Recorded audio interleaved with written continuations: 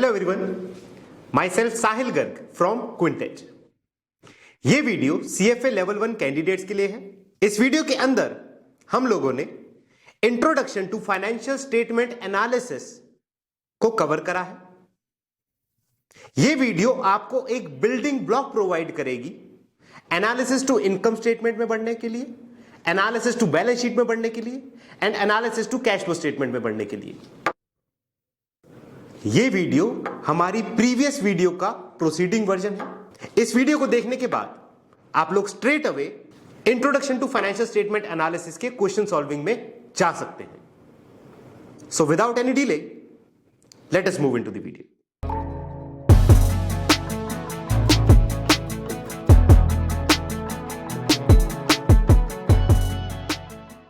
इस चैप्टर में बढ़ने से पहले एक बारी हम लोग डिफरेंस समझ लेते हैं financial reporting and financial statement analysis के अंदर। हम लोग अपने क्लाइंट्स की as a CFA charter holders हम लोग अपने क्लाइंट्स की मनी को मैनेज करने वाले हैं, और अगर हमको अपने क्लाइंट की मनी को कॉर्पोरेट के अंदर लगाना है तो उसके दो तरीके हैं, या तो इक्विटी इन्वेस्टमेंट या फिर डेट इन्वेस्टमेंट। तो एक बार कॉर्पोरेट का स्ट्रक्चर समझ के देखते हैं। देयर वर इन्वेस्टर जो मनी सप्लाई करेगा एंड देयर इज मैनेजमेंट जो बिजनेस को रन करेगा। अब इस मैनेजमेंट ने पैसों के साथ क्या किया, पैसों को बढ़ा दिया या पैसों को डुबा दिया, इसके बारे में कोई कम्युनिकेशन होनी चाहिए। यह कम्युनिकेशन होगी फाइनेंशियल रिपोर्टिंग के थ्रू, फाइनेंशियल रिपोर्टिंग के थ्रू। और हम जब वेरियस फाइनेंशियल रिपोर्टिंग को कंपेयर करके एक अच्छा इकोनॉमिक डिसीजन बनाएंगे, उस प्रोसेस को हम लोग कहते हैं financial statements analysis. Financial statements को एनालाइज करना। We are not here to do the financial reporting, we are not here to do the accounting part. हम लोगों को फाइनेंशियल स्टेटमेंट्स को पढ़ना आना चाहिए, उसको एनालाइज करना आना चाहिए, ताकि हम अपने इन्वेस्टर्स के लिए एक वायबल डिसीजन मेकिंग कर सकें। तो आइए और बातचीत करते हैं। So financial reporting provide information to various user of finance, और ये यूजर्स इस इंफॉर्मेशन के थ्रू अपना इकोनॉमिक डिसीजन बनाते, they make their economic decision through this. अच्छा, अब एक बात सोच के बताइए, हमारे यूजर्स कौन कौन होते होंगे। हम कुछ यूजर्स के बारे में जरा थोड़ी सी जानकारी हासिल करते हैं। यूजर्स होंगे हमारे इन्वेस्टर, क्रेडिटर, गवर्नमेंट, बायर, बहुत सारे यूजर्स होंगे। सर गवर्नमेंट कैसे यूज करेगी फाइनेंशियल स्टेटमेंट्स को? गवर्नमेंट ये डिटरमाइन करने के लिए यूज करेगी कि इस कंपनी से हमें टैक्स कितना मिल सकता है। क्रेडिटर ये डिटरमाइन करने के लिए यूज करेगा कि क्या इस कंपनी के अंदर कैपेसिटी है कि आज अगर मैं इसको क्रेडिट देता हूं तो ये कल को मेरे पैसे वापस कर देगा। इन्वेस्टर्स अपने पैसे के लिए एनालिसिस कर सकते हैं, हमने अपने ये इस चीज को देखने के लिए एनालाइज कर सकते हैं कि हम लोग इस कंपनी के अंदर पैसा लगाएं कि ना लगाएं। बायर, सर बायर क्यों एनालाइज करेगा फाइनेंशियल स्टेटमेंट्स को?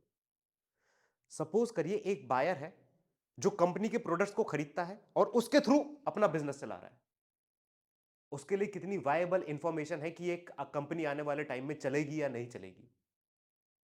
तो बायर भी फाइनेंशियल स्टेटमेंट्स को यूज करके अपने इकोनॉमिक डिसीजंस को बना रहा है। ओके ठीक है। तो जब भी हमें कभी बिजनेस शुरू करना होता है तो सबसे पहले हम लोग एसेट्स खरीदते हैं। एसेट्स को खरीदने के लिए we have liabilities and equities. Liability को हम लोग डेट कह सकते हैं, debt and equity. There are doors of financing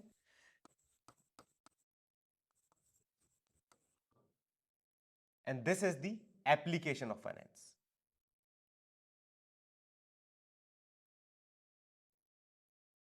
doors of finance and application of finance. Assets का धर्म क्या है? एसेट्स का सोल धर्म है कि वो रिवेन्यू जनरेट करने में कंपनी की हेल्प करे। देखिए, जब भी हम अपनी जेब से निकाल के कोई भी खर्चा करते हैं तो उसके दो काम हो सकते हैं, या तो हमने वो खर्चा कर दिया, एक्सपेंस कर दिया, या फिर हमने एसेट क्रिएट कर लिया। सर हम डिफरेंशिएट कैसे करेंगे कि हमने एसेट क्रिएट करा है या फिर हमने नॉर्मल खर्चा कर दिया है? कोई भी ऐसा करा गया खर्चा, आज ऐसा करा गया खर्चा जिसके बेसिस पे हम आने वाले टाइम में इकोनॉमिक बेनिफिट गेन कर सकते हैं, उसको हम लोग एसेट के उसको हम लोग एसेट्स मान लेंगे अपना। ठीक है, आइए और बातचीत करते हैं। तो हमारा टेक्स्ट हमको प्रोसेस बताता है, process of financial statement analysis. There are 7 process of financial statement analysis. सबसे पहले वो बोलता है कि आपका पर्पस क्लियर होना चाहिए, you should have a purpose. अरे आप फाइनेंशियल स्टेटमेंट को एनालाइज क्यों कर रहे हो? और जब भी आप किसी चीज को एनालाइज करने जाते हो तो सबसे पहला आप काम क्या करोगे? सर डेटा गैदर करेंगे।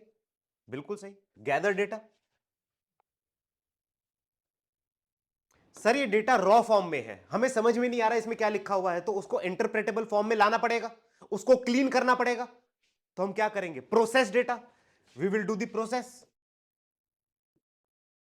Process data. After processing the data हम लोग क्या करेंगे? We will analyse the data. हम लोग एनालाइज करना शुरू कर देंगे, analyse the data. After that we will communicate the conclusion. हमने कुछ कंक्लूजन बनाए हैं, उसको बाजार के साथ बांटेंगे।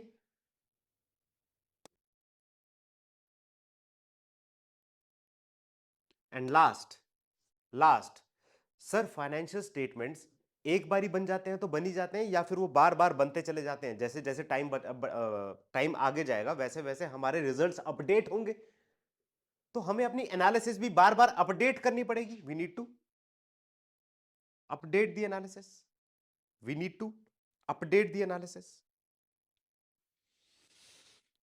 Okay, now there are some key financial statements. Key financial statement, अच्छा थीम मत भूलना। थीम क्या है हमारा? फाइनेंशियल स्टेटमेंट एनालिसिस को करने के पीछे का कारण क्या है कि हमको इंफॉर्मेशन इस तरीके से गैदर करनी है ताकि हम अपना इकोनॉमिक डिसीजन बना सके। तो अब हम इंफॉर्मेशन कहां कहां से गैदर करेंगे इसके बारे में बातचीत करेंगे। तो हमारे की फाइनेंशियल स्टेटमेंट्स क्या क्या होती है? सर की financial statement will include income statement, income statement, हमारी इनकम स्टेटमेंट एक टाइम पीरियड के लिए होती है। फॉर एग्जांपल एनुअल, क्वार्टर, एक टाइम पीरियड के लिए होती है। परफॉर्मेंस देखी जाती है, इसमें कंपनी ने परफॉर्म कैसा करा। So income statement will determine the performance of company. Balance sheet that is asset is equal to liability plus equity. जो हमने अभी स्टेटमेंट लिखी थी, asset is equal to liability plus equity, this balance sheet is determined as on date. आज तक का क्या हिसाब किताब है, आज तक का क्या हिसाब किताब है, as on date. Position of company, company की हैसियत कितनी है, कंपनी की औकात कितनी है, ये हमें बैलेंस शीट देख के पता लगेगा। Cash flow statement, cash flow statement is nothing, it is just a cash account, but एक प्रेजेंटेशन करने का तरीका है। Opening balance, cash flow from operating activity, investing activity, financing activity and then closing balance. Presentation करने का तरीका है कि हमने कैश जनरेशन कैसे बनाया है, कैश फ्लो स्टेटमेंट। हमने अपनी पिछली वीडियो के अंदर एक एग्जाम्पल लेके इन तीनों को प्रिपेयर भी करा था ताकि आपको फ्लो ऑफ फंड पता लग सके। Okay, and last is change in equity, change in equity. So एक एक करके इनके बारे में थोड़ी थोड़ी बातें करते हैं। ठीक है जी, आइए आइए सबसे पहले बात करेंगे बैलेंस शीट। बैलेंस शीट की इंट्रोडक्शन लेते हैं। सर बैलेंस शीट के अंदर क्या होगा? हमारे asset is equal to liability plus equity, this is my balance sheet, यही है मेरे बैलेंस शीट। हमने एक टर्म बहुत बारी सुनी होगी, net worth. Net worth, XYZ person की नेट वर्थ $700 million है नेट वर्थ। सर ये नेट वर्थ होती क्या है? हमारे पास कितने एसेट्स हैं और बाजार में हमारी देनदारी कितनी है। अगर हम इन दोनों को सब्सट्रैक्ट कर दे तो जो बचेगा उसको हम कहते हैं नेट वर्थ। और इस टर्म्स में अगर देखा जाए, this is my value of equity. Value of equity, net worth, value of equity. और बातचीत करते हैं। जैसा कि आप सभी को पता है कि हमारे जो एसेट्स हैं वो दो तरीके से डिटरमाइंड होते हैं। एक होते हैं हमारे नॉन करंट एसेट्स, एक होते हैं हमारे current assets. Non current assets में हमारे plant and machinery, current assets में हमारे debtors, cash and cash equivalents, inventory, ये सारी की सारी चीजें आती है। जो हमारे एसेट्स है ना, ये बहुत सारी तरीके से वैल्यूड होते हैं। For example, some of the assets are valued on historical cost, जैसे हमारी प्लांट एंड मशीनरी। कुछ एसेट्स हमारी नेट रियलाइजेबल वैल्यू पे एसेट्स रिकॉर्ड करे जाते हैं। कुछ एसेट्स हमारी लोअर ऑफ कॉस्ट या मार्केट पे रिकॉर्ड करे जाते हैं। ओके कुछ एसेट्स हमारे फेयर मार्केट वैल्यू पे रिकॉर्ड करे जाते हैं। So there is amalgamation of methods used in valuing the assets. ठीक है, तो जब भी हम एसेट्स माइनस लायबिलिटी करके अपनी इक्विटी निकाल लेते हैं, ये जो इक्विटी हमारी निकलती है, the value of this equity is not been equal to the value of equity जो बाजार में ट्रेड कर रही है। उसमें डिफरेंसेस होते हैं, डिफरेंसेस होते हैं। इस इक्विटी को हम लोग बुक वैल्यू ऑफ इक्विटी कहते हैं, और जो बाजार में इक्विटी ट्रेड कर रही है उसको हम कहते हैं प्राइस ऑफ इक्विटी। इन दोनों के बीच में डिफरेंस होता है, इन दोनों के बीच में डिफरेंस होता है। ओके, तो ऐसा बिल्कुल भी नहीं है कि इक्विटी की फेयर मार्केट वैल्यू हमारी बुक्स के अंदर दिखाई जाती है। बुक्स के अंदर एक अमेलगमेटेड वैल्यू होती है which is very much different from the value which is trading in the market. Okay, ठीक है, और आगे बढ़ते हैं। सर बैलेंस शीट को देख के हमें मिलता क्या है? हम क्या चीज का अनुमान लगा सकते हैं बैलेंस शीट को? बैलेंस शीट को देख के we can assess the risk of the company. We can assess the risk of the company. अब रिस्क कैन बी इन दो तरीके के रिस्क हो सकते हैं। एक मेरा हो सकता है लॉन्ग टर्म रिस्क, और एक हो सकता है मेरा short term risk. Short term risk, short term risk क्या है मेरा? Short term risk liquidity. क्या मैं अपनी जो उधारी है, शॉर्ट टर्म रिस्क मतलब शॉर्ट टर्म लायबिलिटीज की बात करेंगे, तो क्या जो मेरी शॉर्ट टर्म लायबिलिटीज है उसको मैं टाइमली पे कर पाऊंगा कि नहीं कर पाऊंगा? This is my short term risk. तो मेरी कंपनी के अंदर लिक्विडिटी कितनी है, कितना लिक्विड हूं मैं? अगर मैं अपनी लिक्विडिटी रिस्क को कैप्चर कर लूं तो मैं शॉर्ट टर्म रिस्क को बता सकता हूं। अगर हम अपने घर में शॉर्ट टर्म रिस्क की बात करें तो हमें यही बात करनी पड़ेगी ना कि हम डे टू डे नीड्स को मीट कर पाएंगे कि नहीं कर पाएंगे। बिजनेस की डे टू डे नीड्स क्या है? कि वो अपने सप्लायर्स को ढंग से पेमेंट कर दे, अपने पेमेंट उसके पास टाइमली आ जाए, यही सारी की सारी नीड्स है बिजनेस की। This is determined by the liquidity of the business. तो जब भी मैं शॉर्ट टर्म रिस्क की बात करूंगा, सर अगर ये शॉर्ट टर्म रिस्क की बात है तो इसके अंदर हमारी current assets and current liabilities की बात होनी चाहिए। तो short term risk is equal to liquidity risk, और लिक्विडिटी रिस्क को मेजर करने के लिए there are some ratios such as current ratio, that is current assets divided by current liability.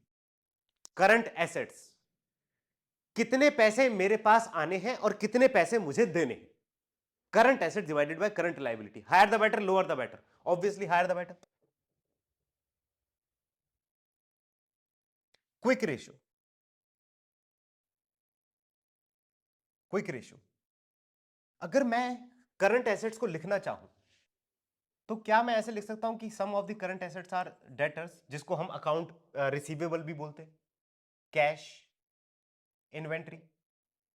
मोटा मोटा हमारे करंट एसेट्स यही है, यही है हमारे current assets.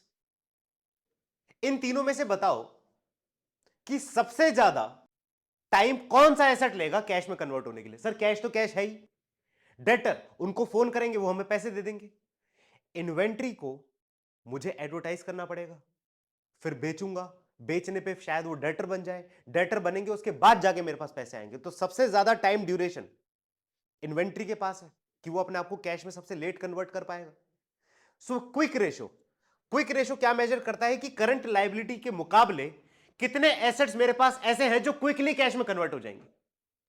So that will be current assets minus inventory divided by current liability. Higher the better, lower the better? Obviously higher the better, higher the better. Long term risk, long term risk, solvency risk, solvency risk. क्या मैं business में टिका रहूंगा या फिर market मुझे बाहर कर देगा? सॉल्वेंट रह पाऊंगा कि नहीं रह पाऊंगा? सर सॉल्वेंसी समझ में नहीं आ रहा, उल्टा कर दो इंसॉल्वेंसी। इंसॉल्वेंसी, मैं कब दिवालिया घोषित कर दिया जाऊंगा?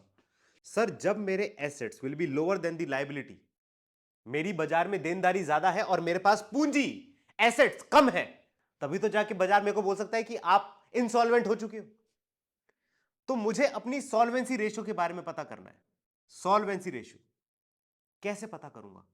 सॉल्वेंसी रेशियो हमारी होती है डेट अपॉन में इक्विटी। 1 रुपए की इक्विटी के बदले कितना उधार ले रखा है मैंने? डेट अपॉन में इक्विटी, 1 रुपए की इक्विटी के बदले कितना उधार ले रखा है मैंने? Solvency ratio. Higher the better, lower the better? Obviously lower the better. अच्छा एक और बात, हम आने वाले टाइम में जैसे जैसे एफएसए में बढ़ेंगे वैसे समझेंगे इस बात को, बट स्टिल कभी भी हम कोई भी रेशियो को stand alone point of view से नहीं देखेंगे। आसपास की बहुत सारी रेशियोज को देखने के बाद एक डिसीजन मेकिंग पे पहुंचेंगे। अभी तो हम सारी की सारी चीज को इंट्रोड्यूस कर रहे हैं, बट जब हम एक्चुअल एनालिसिस पे जाएंगे तो एक रेशियो को देखने के बाद अपना रिजल्ट नहीं माप लेंगे। हम बहुत सारी चीजों को देखने के बाद ही ये समझेंगे कि अच्छा this is the result. For example solvency ratio मैंने लिखा लोअर द बेटर। डेट अगर कंपनी में कम है तो अच्छी बात है, हां अच्छी बात है, सही बात है। मैं एक क्वेश्चन बता रहा हूं, इसका आंसर हम टाइम के साथ समझेंगे जब एफएसए टॉपिक में आगे बढ़ेंगे। सपोज करो सर कंपनी की अर्निंग इतनी ज्यादा है कि इंटरेस्ट का छोटा सा पार्ट वो इजीली पे कर सकता है, बहुत ज्यादा अर्निंग है कंपनी की। इस केस में अगर कंपनी डेट लेती है तो क्या वो अच्छी बात है या बुरी बात है? ऑब्वियसली अच्छी बात है, ऑब्वियसली अच्छी बात है, राइट? तो इन सारे फैक्टर्स को कंसीडर करते हुए हमें अपने डिसीजन मेकिंग पे पहुंचना है। तो हमेशा सॉल्वेंसी रेशियो के साथ साथ आई वुड रिकमेंड कि आप लोग इंटरेस्ट कवरेज रेशियो भी देख लेना। Interest coverage ratio, interest coverage ratio जैसे कि earning before interest and taxes that is my operating income divided by interest. 1 रुपए के इंटरेस्ट के बदले मेरे पास कितनी अर्निंग आ रखी है कंपनी में? अगर ये बहुत ज्यादा है तो सर अगर सॉल्वेंसी रेशियो ज्यादा भी होगी तो भी कोई इशू नहीं है, राइट? तो हमेशा साथ में देखना है इस चीज को। ओके तो अभी तो हम इंट्रोड्यूस कर रहे हैं, तो कोई बात नहीं, आगे बढ़ते आगे बढ़ते हैं। सर जब बिजनेसेस शुरू हुए, हमारे इस दुनिया में बिजनेसेस शुरू हुए होंगे तो क्या हुआ होगा? सोच के देखिए। हर एक आदमी अपने अपने हिसाब से अपनी बुक्स को प्रिपेयर करता होगा अपनी अपनी अजम्पशन के साथ। तो जब किसी दो आदमी की बुक्स को कंपेयर करा गया तब ये पता ही नहीं लग पाता था कि इसको कंपेयर कैसे करें। तो इसके लिए अकाउंटिंग स्टैंडर्ड्स इस दुनिया में आए, जिसने एक स्टैंडर्डाइजेशन दे दिया, एक रूल्स एंड रेगुलेशन दे दी कि आप सब लोग अपनी बुक्स को एक स्टैंडर्डाइज फॉर्म में क्रिएट करेंगे ताकि आपकी बुक्स कंपेरेबल बन पाए। So there are two main standard setting bodies, standard setting bodies.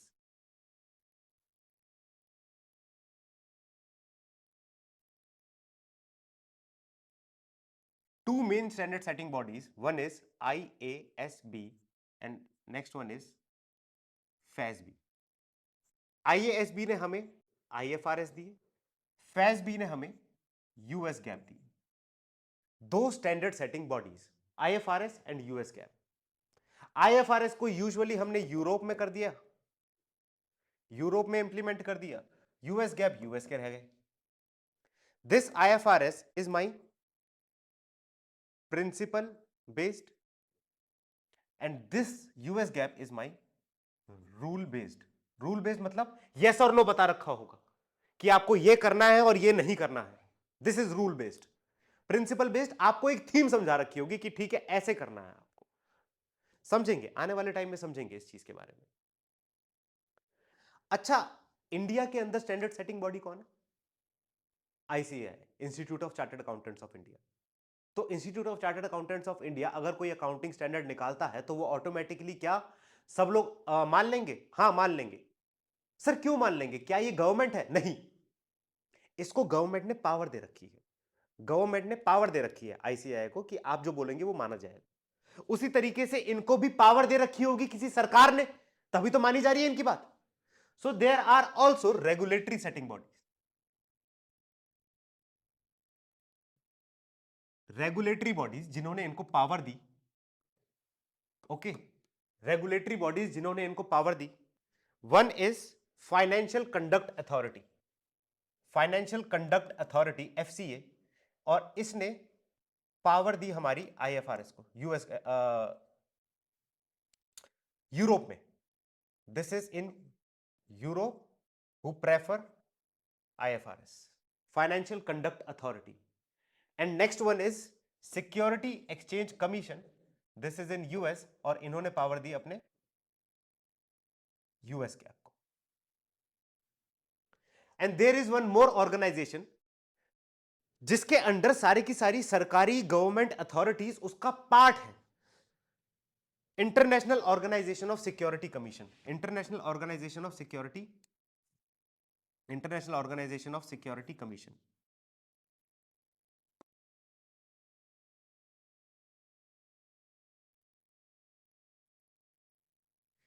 Sir फिर तो सबसे बड़ी रेगुलेटरी पावर ये हो गई? बिल्कुल भी नहीं. रेगुलेटरी पावर हमारी ये ही है. एक एग्जांपल के थ्रू समझते हैं. World health organisation. World health organisation के अंडर बहुत सारे देश जो हैं वो उसके पार्ट बन रखे हैं. तो वर्ल्ड हेल्थ ऑर्गेनाइजेशन अगर हमसे कोई बात कहता है तो बहुत सारे देश उस बारे में सोचते हैं और उस प्रोसेस को इंप्लीमेंट करने की कोशिश करते हैं. उसी तरीके से आईओएससीओ एक ऑर्गेनाइजेशन है जिसके अंदर बहुत सारी रेगुलेटरी अथॉरिटीज उसका पार्ट है. अगर ये कोई बात कहता है तो वो लोग इस बारे में सोचते हैं और उसको इंप्लीमेंट करने की कोशिश करते हैं. इसका मतलब ये नहीं है कि आईओएससीओ एक रेगुलेटरी अथॉरिटी, बिल्कुल भी नहीं. ठीक है सर, लेकिन एक बात बताओ, हम कह रहे थे कि हमें स्टैंडर्डाइजेशन लाना है. सर यहां तो फिर से दो दो स्टैंडर्ड हो गए, तो स्टैंडर्डाइजेशन की बात कहां से आई? हाँ बिल्कुल ठीक बात है.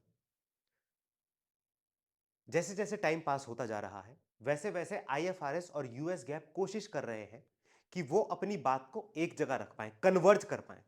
अगर वो कुछ जगह अलग अलग बातें कहते हैं तो वो कोशिश कर रहे हैं कि हम एक जैसी बात करने की कोशिश करें. But because of political issues, because of rigidity to change, वो सारे के सारे इश्यूज एकदम से इंप्लीमेंट नहीं हो पा रहे हैं. धीरे धीरे इंप्लीमेंट हो जाएंगे. तो जहां जहां आईएफआरएस और यूएस गैप अलग अलग बातें करते हैं उन उन जगहों पे हमें कंसंट्रेट करना है. हम अपनी एफएसए की जर्नी में इन्हीं चीजों पे कंसंट्रेट करने वाले हैं. सर हम क्यों कंसंट्रेट करें उस चीज के ऊपर?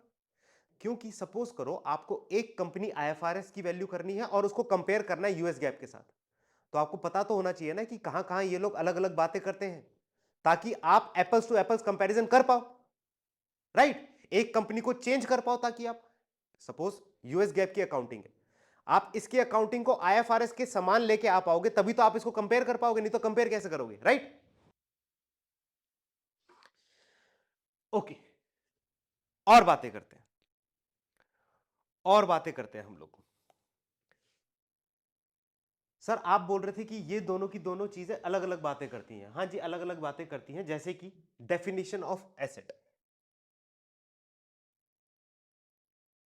डेफिनेशन ऑफ एसेट आईएफआरएस बोलता है, आईएफआरएस बोलता है anything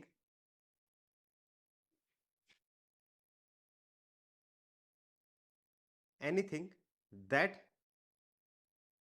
provide future economic benefit is termed as assets. US GAAP भी यही बात बोलता है लेकिन थोड़े से ट्विक के साथ. US gap says future economic benefit is okay, US gap से प्रोबेबल फ्यूचर इकोनॉमिक बेनिफिट। तो यूएस गैप ने क्या करा, एक वर्ड ऐड कर दिया जिसका नाम था probable, probable future economic benefits, probable future economic benefit. तो ऐसे कुछ जगह, कुछ कुछ जगहों पे ये दोनों अलग अलग बातें करते हैं, इसके बारे में हम लोग देखेंगे। आइए देखते हैं इनकम स्टेटमेंट में कैसे अलग बातें करते हैं। Okay, income statement.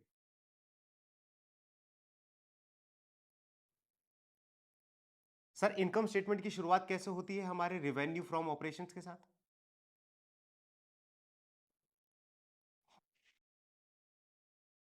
इसके अंदर से फिर हम कॉस्ट ऑफ गुड सोल्ड अपना माइनस कर देते हैं, and after that we will get gross profit. हाँ जी सर, ये तो आपने पिछली वीडियो में भी बताया था जी। थोड़ा सा ट्वीक है, देखेंगे। Less selling general and administration expense, selling general and administration expense, SG&A, selling general and administration expenses, less depreciation and amortization,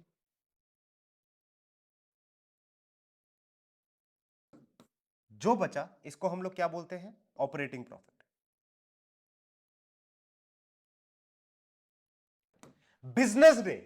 business ने जो कमाया, जो नहीं कमाया, उसको हम लोग कहां कंसीडर करते हैं, ऑपरेटिंग प्रॉफिट के अंदर। मैंने आपसे पिछली वीडियो में भी ये बात करी थी कि अगर मुझे इनकम स्टेटमेंट दे दी जाए और मुझे यह पता करना है कि इस बिजनेस की परफॉर्मेंस कैसी है, तो मैं किसको देखूंगा, ऑपरेटिंग प्रॉफिट को देखूंगा। क्योंकि बिजनेस क्या कमा रहा है क्या नहीं कमा रहा, ये तो ऑपरेटिंग प्रॉफिट के अंदर ही छुपा पड़ा है ना। आइए इसके आगे क्या आएगा देखते हैं। सर कुछ एक्सपेंसेस और कुछ कमाई हमारी ऐसी हो सकती है जो नॉन बिजनेस एक्टिविटीज से बिल्कुल हो सकती है, तो उसको हम कहेंगे प्लस और माइनस अदर इनकम और एक्सपेंस। इस पे स्टार मार्क करना। इसको हम लोग कहते हैं यू और आई, अनयूजुअल और इनफ्रीक्वेंट आइटम्स। इसके बारे में हम लोग बातें करेंगे। यू और आई, अनयूजुअल और इनफ्रीक्वेंट आइटम्स, अनयूजुअल और इनफ्रीक्वेंट आइटम्स। इसके बाद मैं अपना इंटरेस्ट एक्सपेंस घटा दूंगा, तो मेरे पास आ जाएगा earning before taxes. Then I will deduct my tax expense, तो मेरे पास आ जाएगा earning after taxes. This is earning after taxes from continuing business activities, earning after taxes from continuing business activities, from continuing business activities। Sir ये क्या लिख दिया आपने? देखिए एग्जांपल लेते हैं आईटीसी का। आईटीसी के मेजर बिजनेसेस क्या हैं, सिगरेट मैन्युफैक्चरिंग, होटल्स, एफएमसीजी, और भी बहुत सारे बिजनेसेस हैं आईटीसी के। सपोज आईटीसी कल को ये कह देता है कि सर मेरा होटल इंडस्ट्री से ना बहुत अच्छा प्रॉफिट हो नहीं रहा है, तो मैं होटल इंडस्ट्री को बंद कर रहा हूं। I am non continuing the hotel industry, hotel business को मैं बंद कर रहा हूं, नॉन कंटिन्यूइंग दी होटल बिजनेस। तो सर अगर उसने आज ये बात कही, कल वो इसको इंप्लीमेंट कर सकता है क्या? इंप्लीमेंट का प्रोसेस शुरू कर सकता है, तो लेकिन ओवरनाइट थोड़ा बंद हो जाता है बिजनेस। बिजनेस को बंद होने में टाइम लगेगा, बिजनेस के बंद होने में टाइम लगेगा, राइट। उस बिजनेस से अगर मैंने कुछ कमाया या फिर उस बिजनेस में मैंने कुछ खर्चा कर दिया, तो क्या उस कमाई और खर्चे को मुझे अपने नॉर्मल बिजनेस के साथ दिखाना चाहिए? नहीं सर, अगर मैं उसको नॉर्मल बिजनेस के साथ दिखाता हूं तो ये तो मिस रिप्रेजेंटेशन है ना मेरे शेयर होल्डर्स के साथ। इसलिए ऐसे खर्चे और कमाई को मैं अलग से दिखाता हूं, अलग से दिखाता हूं। So earning from continuing business plus और minus earning from non continuing business net of tax, non continuing business net of tax, right. Then there is one more item, plus और माइनस एक्स्ट्रा ऑर्डिनरी आइटम्स। इसके बारे में हम लोग बात करेंगे, यहां पर भी एक स्टार मार लेना, double star. Extra ordinary item that is unusual and infrequent, you and I. कौन सी आइटम में बात करेंगे? इसके बाद मेरे पास आ जाएगी मेरी नेट इनकम।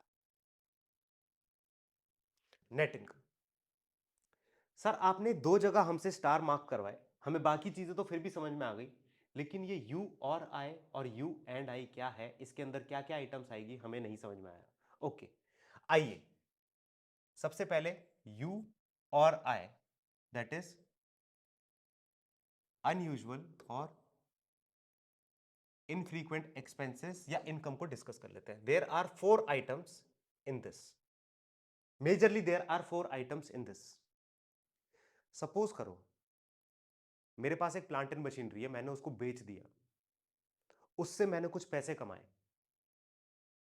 तो क्या ये मेरी नॉर्मल इनकम है? नहीं, मेरी ऑपरेटिंग इनकम से अलग इनकम है, उसका अलग से हिसाब किताब होना चाहिए। मैंने अपना कोई सेगमेंट बेच दिया, जैसे होटल सेगमेंट बेचा था वैसे मैंने अपना कोई सेगमेंट बेच दिया, उससे मैंने अगर कुछ पैसे कमाए, तो क्या ये मेरी नॉर्मल इनकम है? इसको मैं अपने ऑपरेटिंग बिजनेस की इनकम के साथ दिखाऊं? बिल्कुल भी नहीं सर, ये तो अनयूजुअल और इनफ्रीक्वेंट खर्चा है या इनकम है।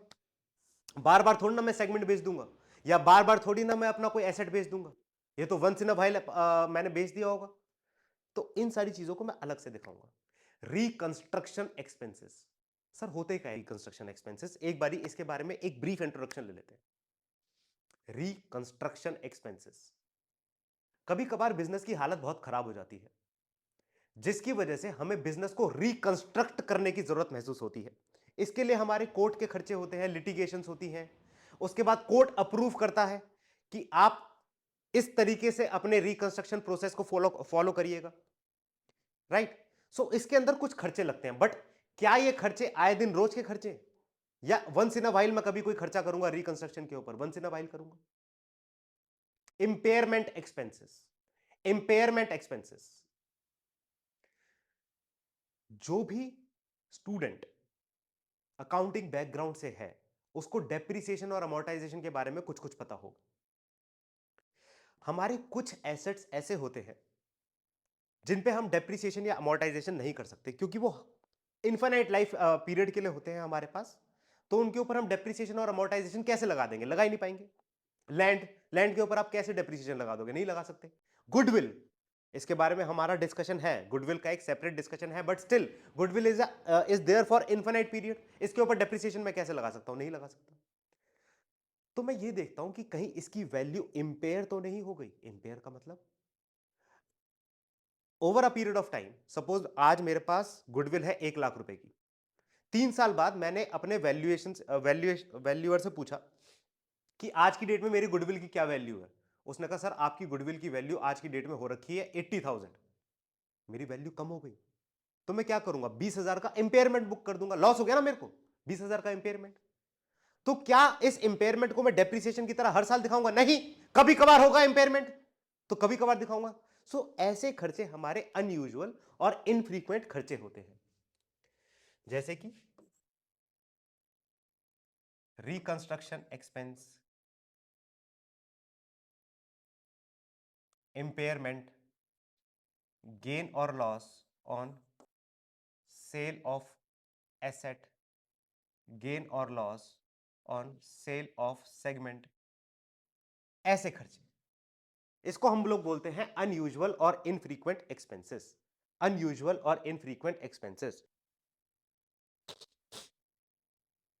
इस यू और आई को आईएफआरएस एंड यूएस गैप दोनों के दोनों ही अपनी बुक्स के अंदर दिखाते हैं। सर आपने एक और चीज के बारे में लिखवाया था, that is you and I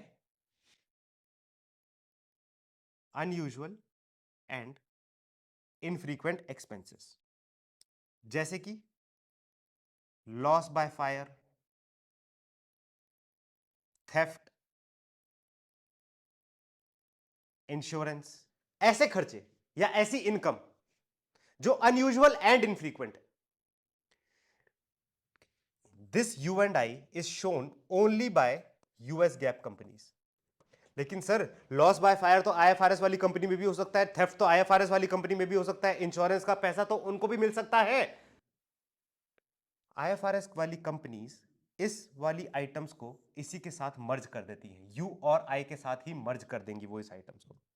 वो इसको अलग से शो नहीं करती, वो इसको U और I के साथ ही मर्ज कर देती, विद U और I for IFRS. Okay, so these are some differences in profit and loss account between IFRS and US GAAP. और बातें करते हैं, और बातें करते हैं. हमको यह पता है कि जो हमारा नेट इनकम है वो अल्टीमेटली हमारी बैलेंस शीट में जाके इक्विटी शेयर होल्डर का पार्ट बन जाता है, right? But sir there are some items, कुछ आइटम्स ऐसी होती हैं जिसको हम अपने इनकम स्टेटमेंट में ना दिखा के डायरेक्टली इक्विटी का पार्ट बना देते हैं. आइए उनके बारे में बातचीत करते हैं. मार्केट के उतार चढ़ाव की वजह से, मार्केट के उतार चढ़ाव की वजह से कुछ आइटम मेरे पास ऐसी हैं कि वो मेरे प्रॉफिट्स को बहुत ज्यादा एम्पलीफाई कर सकती हैं या फिर बहुत ज्यादा गिरा सकती हैं. इसमें बिजनेस ने कुछ नहीं करा. ये प्रॉफिट बहुत ज्यादा इसलिए शो हो रहा है क्योंकि मार्केट बढ़ गई. ये प्रॉफिट बहुत कम इसलिए शो हो रहा है क्योंकि मार्केट गिर गई. सो माई प्रॉफिट एंड लॉस, मेरी इनकम स्टेटमेंट कैसे क्या कर रही है? डांस कर रही है मार्केट की वजह से. मार्केट जैसे वॉलेटाइल होती चली जा रही है वैसे मेरी इनकम स्टेटमेंट भी वॉलेटाइल होती चली जा रही है. तो सर ये तो हमारे शेयर होल्डर को एक सही इंटरप्रिटेशन नहीं दे रही. सपोज मेरा नेट प्रॉफिट है, एक साल तो 150 का था और अगले साल वो हो गया 300 रुपए का. कोई शेयर होल्डर देख के समझेगा कि वाह कंपनी ने कितना अच्छा परफॉर्मेंस करा है. अरे नहीं, ये इतना अच्छा इसलिए दिख रहा है क्योंकि मार्केट ने बहुत ज्यादा अच्छा परफॉर्म कर दिया, इसलिए कंपनी ने भी अच्छा परफॉर्म कर दिया. तो ये परफॉर्मेंस जो हमारी इनकम स्टेटमेंट है, जो हमारा नेट प्रॉफिट है, ये मार्केट की ट्यून्स के साथ डांस ना करे, इसलिए कुछ आइटम को हमने इनकम स्टेटमेंट से बाहर निकाल के सीधा इक्विटी के अंदर इन्वेस्ट कर दिया. ऐसी आइटम्स को हम लोग क्या बोलते हैं? Direct to equity items. Direct to equity items. Direct to equity items जो कि पार्ट बनती है हमारा OCI का, अदर कॉम्प्रिहेंसिव इनकम. कौन कौन सी आइटम्स होती हैं ये? PUFER, puffer. सर आर आपने अलग से क्यों लिखा, अभी बताते हैं. P means pension adjustment, U means unrealized gain and loss on available for sale security. F means unrealized gain and loss on foreign currency. E means effective hedge. And R means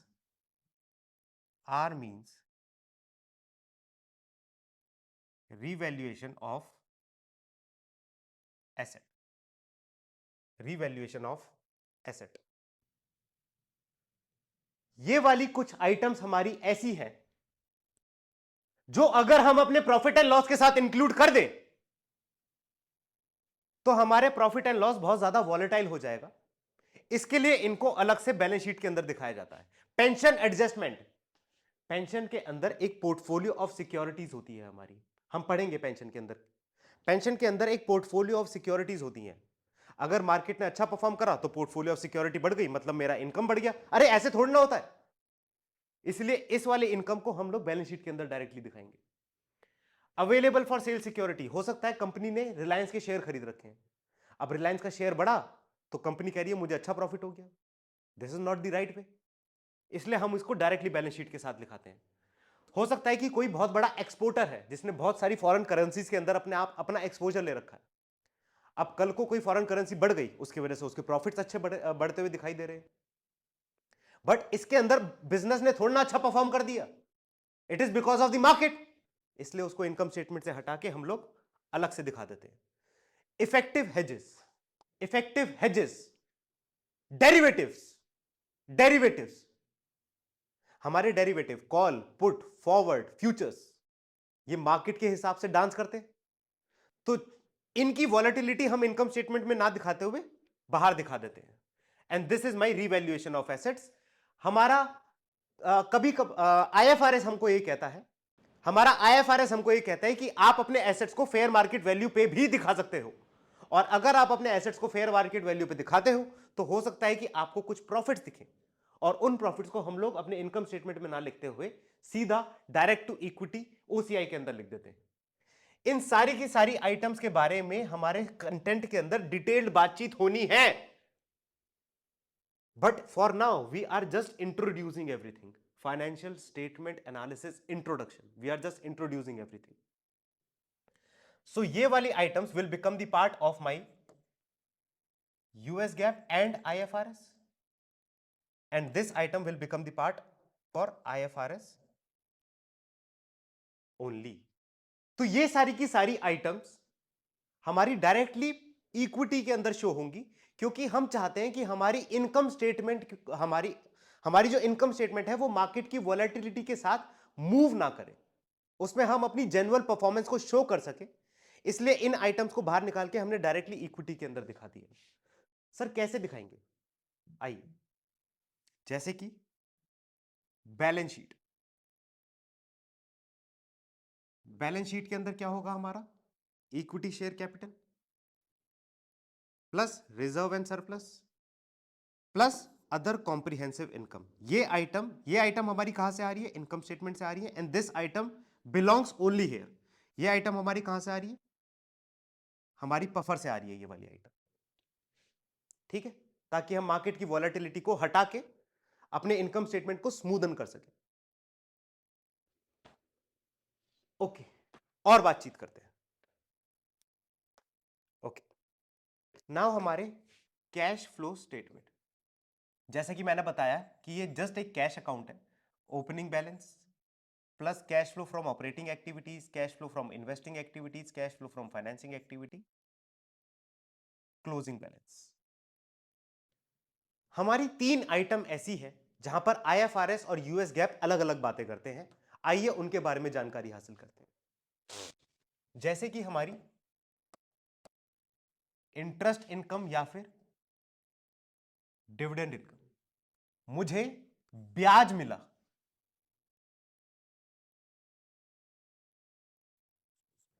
अगर मुझे interest या फिर dividend मिला है तो ये मेरी कौन सी एक्टिविटी का हिस्सा होगा? ऑपरेटिंग, इन्वेस्टिंग या financing? Obviously investing. Obviously investing activity का हिस्सा होगा ये मेरा। हमारा आईएफआरएस हमको कहता है कि सर इसको आप अपना कैश फ्लो फ्रॉम ऑपरेटिंग या cash flow from investing activity मान सकते हैं। रिजिडिटी यूएस गैप ये कहता है it will become the part of only cash flow from operating activities. Okay, interest expense, interest expense, IFRS US gap, IFRS US gap. IFRS हमको कहता है कि अगर मेरा इंटरेस्ट एक्सपेंस कब करूंगा मैं? अगर मैंने किसी से पैसा उधार लिया है, उसको मैंने ब्याज दे दिया, this is my interest expense. कौन सी एक्टिविटी का हिस्सा लगता है आपको ये? Financing activity. आईएफआरएस कहता है this will become the part of cash flow from operating activity और cash flow from financing activity. US GAAP rigidity, it will become the part of cash flow from operating activity. Sir क्या इसका कोई logic है? नहीं। FSA chapter में हमें बहुत सारी चीजें माननी पड़ेंगी बिकॉज लॉ बोल रहा है, क्या कर सकते हैं।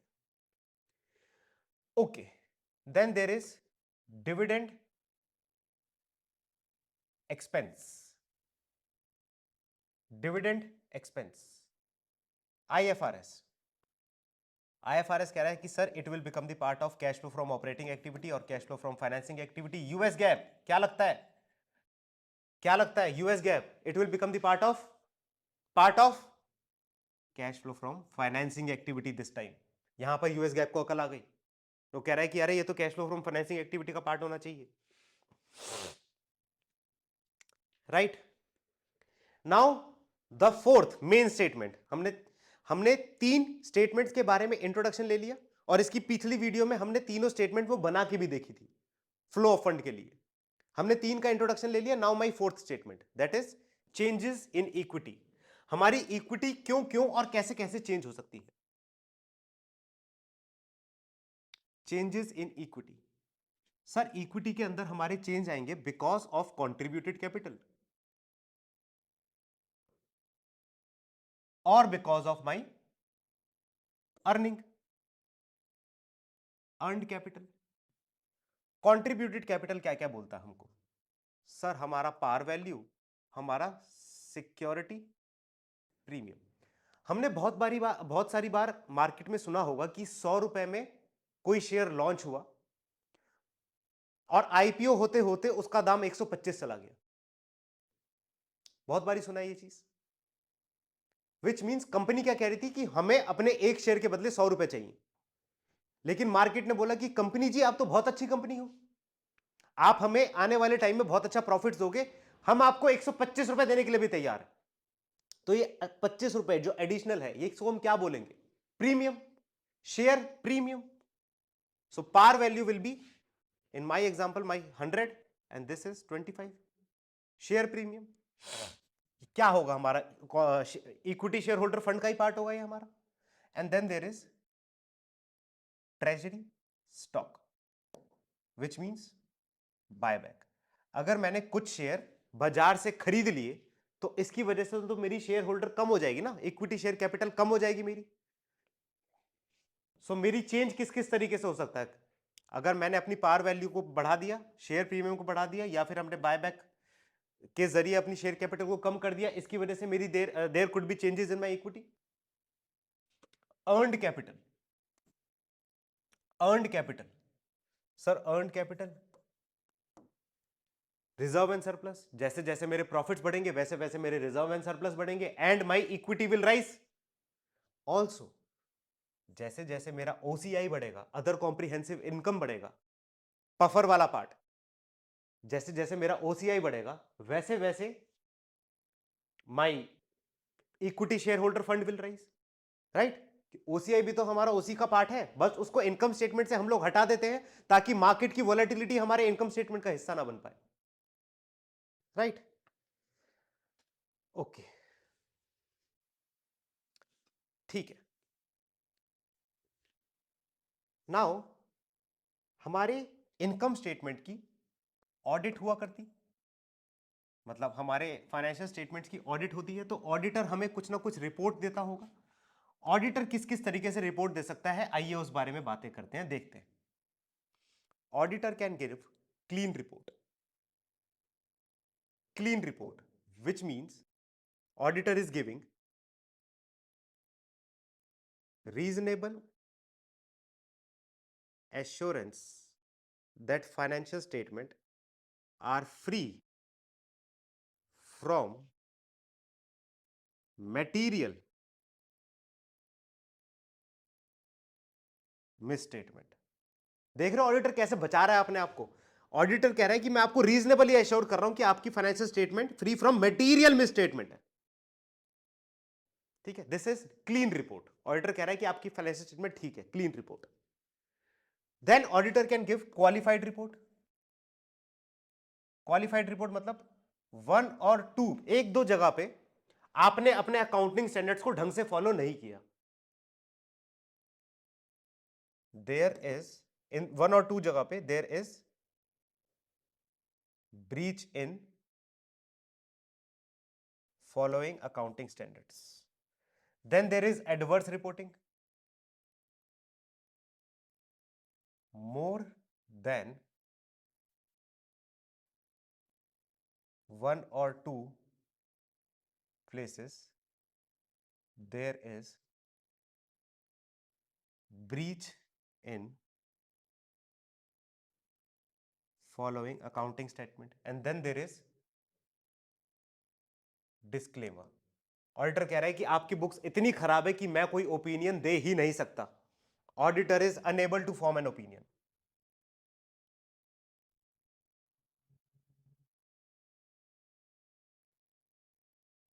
Enable to form an opinion, auditor is unable to form an opinion. अब हमारे पास कुछ और सोर्सेज भी होते हैं जहां से हम इंफॉर्मेशन गेन कर सकते हैं। आइए फटाफट उन सोर्सेज के बारे में भी जानकारी हासिल कर लेते हैं। अदर सोर्सेस, अदर सोर्सेस जैसे कि फुटनोट। सर जो हम अपनी अकाउंटिंग स्टेटमेंट्स बना रहे हैं, इसके लिए कंपनी कुछ ना कुछ एस्टिमेट्स लेती होगी, कंपनी ने कुछ ना कुछ पॉलिसी सोच के रखी होगी जिसके बेसिस पे हमारी अकाउंटिंग स्टेटमेंट्स बनी है, राइट। तो इन सब चीजों के बारे में जानकारी हमारे फुटनोट्स के अंदर होती है कि हमने कौन सी अकाउंटिंग पॉलिसी यूज करी, क्या एस्टिमेट यूज करे हमने इस स्टेटमेंट को बनाने के लिए, क्या अजम्पशंस हैं हमारी इस स्टेटमेंट के पीछे, उसके बारे में जानकारी हमारी फुटनोट्स के अंदर दी जाती है। ऑडिटर जो फाइनेंशियल स्टेटमेंट्स की ऑडिट कर रहा है, उसको भी तो इस जानकारी की जरूरत महसूस होगी। जब वो फाइनेंशियल स्टेटमेंट की ऑडिट करेगा, उसको पता तो होना चाहिए ना कि अरे ये फिगर कहां से आई। That is why footnotes are audited, they are audited, ये ऑडिट भी करे जाते हैं हमारे फुटनोट्स के अंदर। हमारे क्या क्या जानकारी हो सकती है?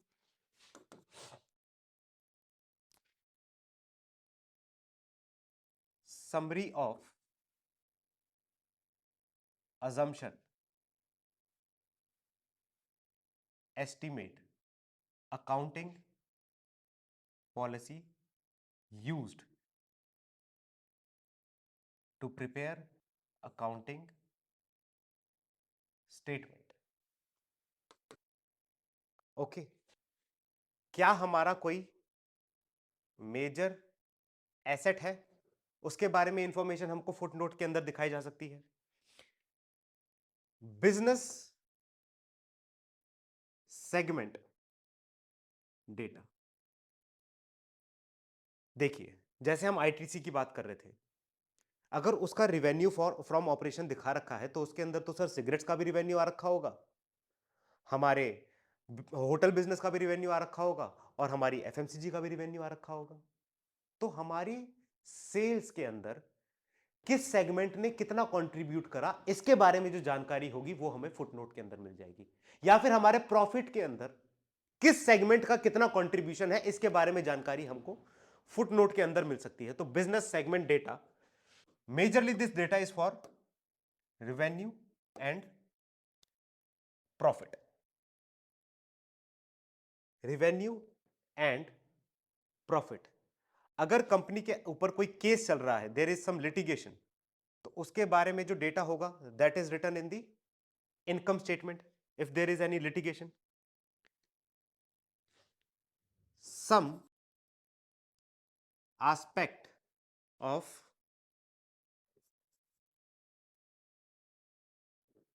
मैनेजमेंट कंपनसेशन, यहां पर हम एक स्टार मार्क करेंगे, some aspect of management compensation. Management compensation के बारे में कुछ कुछ आइडिया लग सकता है हमें फुटनोट पढ़ने से। सर सारा आइडिया कहां से लगेगा, उसके बारे में देखेंगे, अभी बातचीत करेंगे। So there could be some items जो हम फुटनोट के अंदर से निकाल सकते हैं, सम इंफॉर्मेशन जो हम फुटनोट के अंदर से निकाल सकते हैं। देन देयर इज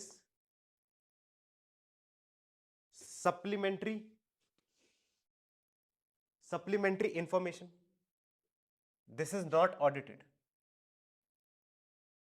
सो अब हमारी सिर्फ यहां तक ही ऑडिटिंग होगी, इसके आगे जो चीजें होती हैं वो हमें एक्स्ट्रा चीजें बताती हैं, बट ये these are not audited. Content से 5 year परफॉर्मेंस ट्रेंड, ट्रेंड क्या चल रहा है कंपनी के अंदर, 5 साल में कंपनी कैसा परफॉर्मेंस कर रही है, उसका ट्रेंड क्या चल रहा है, इसके बारे में हमें सप्लीमेंट्री इंफॉर्मेशन से जानकारी मिल सकती है।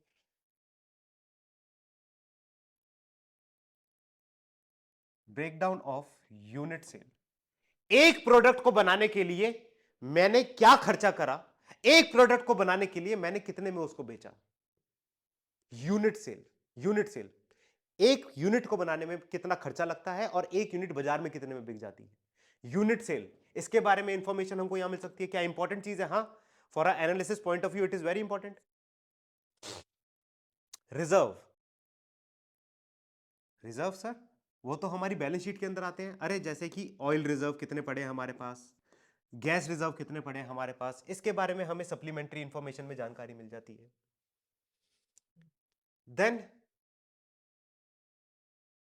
Then there is management disclosure and analysis. जिसको हम लोग मैनेजमेंट कमेंट्री भी बोलते हैं। Management commentary. मैं फाइनेंशियल स्टेटमेंट एनालिसिस को पढ़ के आने वाले टाइम के अंदर बिजनेस क्या कर सकता है उसके बारे में जानकारी हासिल करने की कोशिश कर रहा हूं। बिजनेस आने वाले टाइम के अंदर अपने कैश फ्लोस कैसे कैसे जनरेट करेगा, इसके बारे में जानकारी हासिल करने की कोशिश कर रहा हूं। सर, इसके बारे में ज्यादा अच्छी इंफॉर्मेशन क्या हमारे पास होगी या मैनेजमेंट के पास? ऑब्वियसली मैनेजमेंट के पास। तो जब मैं वो इंफॉर्मेशन फॉर्म कर रहा हूं, वो उस कंक्लूजन तक जाना चाहता हूं, तो क्या मुझे एक बारी मैनेजमेंट का पॉइंट ऑफ व्यू भी देखना चाहिए? बिल्कुल देखना चाहिए। So for a analyst it is very important कि हम management disclosure and analysis section को पढ़ें, मैनेजमेंट कमेंट्री सुने कि मैनेजमेंट क्या व्यू रख के चलता है, आने वाले फ्यूचर में मैनेजमेंट का क्या व्यू है। मैनेजमेंट पॉजिटिव व्यू रख के चल रहा है या नेगेटिव व्यू रख के चल रहा है? पॉजिटिव में कितना पॉजिटिव? थोड़ा सा इन्फ्लेटेड फिगर्स होंगी, लेकिन फिर भी एक आइडिया तो आएगा, एक डायरेक्शन तो मिलेगी कि हमें किस डायरेक्शन में मूव करना चाहिए। ठीक है। So management disclosure and analysis क्या बता सकता है हमको? Company operation and financial position के बारे में,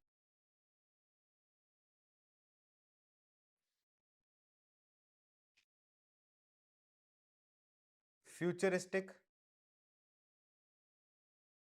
approach of management. Top management कैसे देखती है कंपनी को? फ्यूचरिस्टिक अप्रोच क्या है उसकी? क्या कंपनी कोई मेजर कैपिटल एक्सपेंडिचर प्लान करके बैठी हुई है? कैपिटल एक्सपेंडिचर, क्या कंपनी कोई मेजर कैपिटल एक्सपेंडिचर प्लान करके बैठी हुई है? अच्छा, एक बात बताओ, अगर किसी पर्सन ने चोरी करी होती है तो उससे पूछा जाए या ना पूछा जाए, वो बताता जरूर है। फॉर एग्जाम्पल, जब बचपन में हमसे मार्क्स पूछे जाते थे और हमारे मार्क्स कम आते थे तो हम क्या बोलते थे कि सर हाईएस्ट ही 30 मार्क्स गए हैं तो मेरे कैसे आ जाते? ठीक है। तो वैसे ही अगर ऑडिटर ने क्वालिफाइड रिपोर्ट इशू कर दी तो मैनेजमेंट उसके बारे में सफाई देगा कि क्वालिफाइड रिपोर्ट क्यों इशू करी है। तो उसके बारे में भी जानकारी हमें कहां मिलेगी? मैनेजमेंट डिस्क्लोजर एंड एनालिसिस में। ठीक है। Management view on qualified report. Qualified report को लेके मैनेजमेंट का क्या व्यू है? Okay, now proxy statement.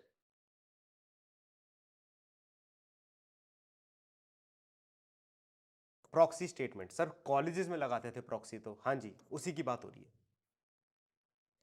Management, जब भी हम कोई कंपनी का शेयर खरीदते हैं तो हमको वोटिंग राइट्स मिलते हैं और इंपॉर्टेंट डिसीजन मेकिंग के अंदर हमारे वोटिंग राइट्स की अलग महत्व होता है। हमारे वोटिंग राइट्स का महत्व होता है। कंपनी रिक्वायर कि हम लोग इंपॉर्टेंट डिसीजन मेकिंग के अंदर अपने वोट्स दें ताकि वो एक बेटर डिसीजन मेकिंग कर सके। हर एक शेयर होल्डर हर एक एजीएम के अंदर नहीं जा पाता, तो कभी कभार क्या करता है, वो एक प्रॉक्सी अपॉइंट कर देता है कि ठीक है मेरी जगह इस कंपनी के अंदर ये आएगा। प्रॉक्सी अपॉइंट कर देता है, दैट इज प्रॉक्सी स्टेटमेंट। तो इसके अंदर जो मेजर डिसीजन मेकिंग है, जिसके लिए जिसके लिए वोट मांगे जा रहे हैं, उसका डेटा मिल सकता है। जैसे कि मेजर शेयर होल्डिंग, कौन सा शेयर होल्डर है जिसके पास सबसे ज्यादा शेयर है? मेजर शेयर होल्डिंग किसके पास है? ईसॉप्स। ईसॉप्स कैसे प्लान आउट कर रखे हैं कंपनी के अंदर, कंपनी ने, इसके बारे में हमको जानकारी मिल सकती है यहां पे। Information about management compensation. याद है फुटनोट्स में क्या लिखा था? Some aspect of management compensation. But सारा का सारा मैनेजमेंट कंपनसेशन का क्रक्स जो हमें मिलेगा वो प्रॉक्सी स्टेटमेंट के अंदर मिल जाएगा। अपॉइंटमेंट ऑफ ऑडिटर या फिर डायरेक्टर्स। अपॉइंटमेंट ऑफ ऑडिटर्स या director. Appointment of auditor and director, इसके बारे में भी इंफॉर्मेशन। ऑडिटर, किस ऑडिटर को अपॉइंट करना है? क्या इसके लिए कंपनी वोट लेती है? हां बिल्कुल लेती है। तो क्या इसके बारे में हमें एक गुड इंफॉर्मेशन प्रॉक्सी स्टेटमेंट को देख के पता लग सकती है? हां जी। बिल्कुल। Now there is something known as SEC filing. SEC filing,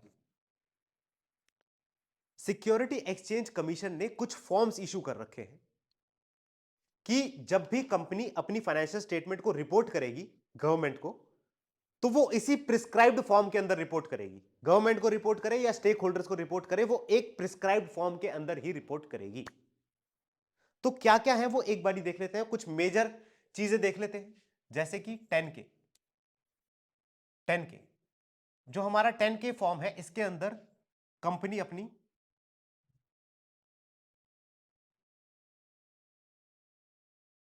annual report को सबमिट करता है। 10Q फॉर्म के अंदर, सर 10Q फॉर्म के अंदर क्वार्टरली रिपोर्ट को करता होगा,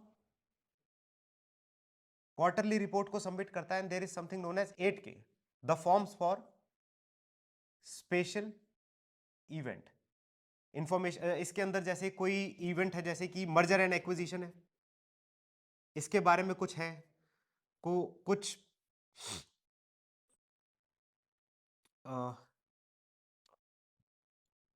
सेल ऑफ मेजर एसेट, इसके बारे में जो इंफॉर्मेशन होगी वो हमें यहां पे मिल सकती है। कॉर्पोरेट गवर्नेंस कोई इशू है तो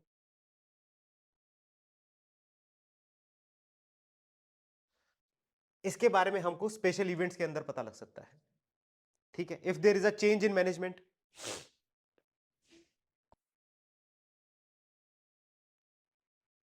this is a major issue, इसके बारे में हमको 8K के अंदर पता लग सकता है। And now last other information, residual other information, last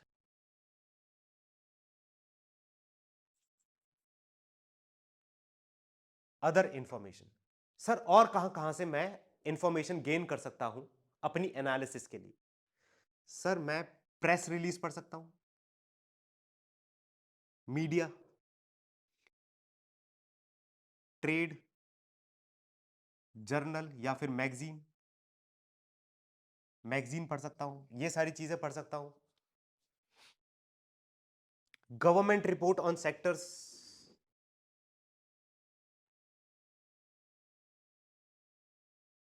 and then मैं एनालिस्ट, अदर एनालिस्ट रिपोर्ट भी पढ़ सकता हूं, एनालिस्ट रिपोर्ट भी पढ़ सकता हूं एज अदर इंफॉर्मेशन।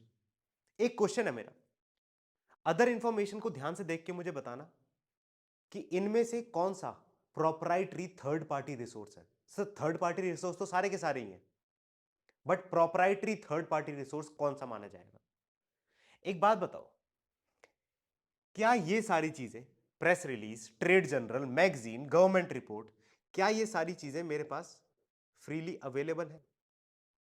हाँ जी बिल्कुल। बट एनालिस्ट रिपोर्ट के लिए मुझे ब्लूमबर्ग को कुछ एक्स्ट्रा पैसा पे करना पड़ेगा। So this is my proprietary third party resource, जहां से मैं अपनी इंफॉर्मेशन को गेन कर सकता हूं। हम अपने पूरे के पूरे एफएसए टॉपिक के अंदर इन्हीं सारी स्टेटमेंट्स के बारे में डिटेल में पढ़ने वाले हैं। Income statement, balance sheet, cash flow statement, इसके अंदर हम अलग अलग आइटम्स को डिटेल में पढ़ेंगे। This was the introduction part.